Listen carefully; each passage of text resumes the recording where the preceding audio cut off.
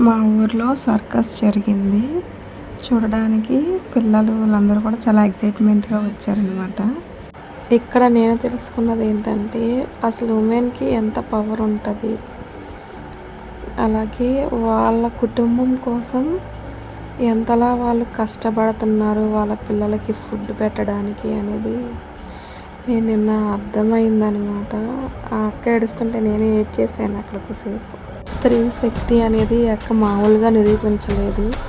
చూడండి ఆ రాళ్ళని ఎత్తుంది. దట్టు ఆమె నార్మల్ ఉమెన్ కాదు, బాలింత. తను మంచి బేబీ ఉన్నది. వాళ్ళకి కుటుంబం గురించి ఆలోచించారు, కానీ వాళ్ళ హెల్త్ గురించి కూడా ఆలోచించాలి.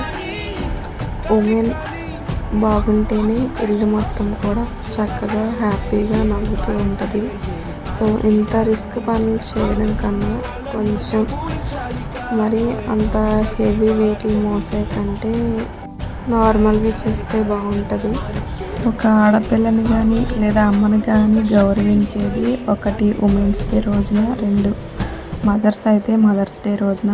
దాన్ని తప్పించి వాళ్ళకి గౌరవం కానీ రెస్పెక్ట్ కానీ ఇవ్వడానికి డేని మాత్రమే వచ్చినప్పుడు మాత్రమే ఆ రెస్పెక్ట్ అనేది ఇస్తున్నారు.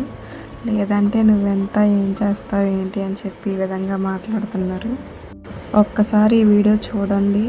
ఆడవాళ్ళు తలుచుకుంటే దేనినైనా సరే సాధించి తీరుతారు. మనం పుట్టినప్పటి నుంచి మన పక్కన ఒక అక్కగాను, ఒక అమ్మగాను, ఒక చెల్లిగాను, లేదా ఒక స్నేహితురాలుగాను, అమ్మమ్మగాను, నాయనమ్మగాను, భార్యగాను, ఇలా ఎన్నో పాత్రలు మన చుట్టూ లేడీస్తోనే, ఒక ఆడవాళ్ళతోనే మన జీవితాలన్నీ నిండి ఉంటాయి. సో ఎప్పుడూ తక్కువ చేసి కానీ రెస్పెక్ట్ లేకుండా కానీ మీ ఇంట్లో ఉన్న ఆడవాళ్ళని కూడా మాట్లాడకుండా జాగ్రత్తగా చూసుకోండి. అసలు ఈ వీడియో చూసిన తర్వాత మీరేమనుకుంటున్నారో నాకు కామెంట్ రూపంలో చెప్పండి. మన దగ్గర డబ్బులు ఉన్నా లేదా బియ్యం ఉన్నా అలాంటి వాళ్ళకి మనం సహాయం చేస్తే వాళ్ళకి కూడా కొంచెం ఎంతో కొంత చేయూతనిచ్చే వాళ్ళం అవుతాము.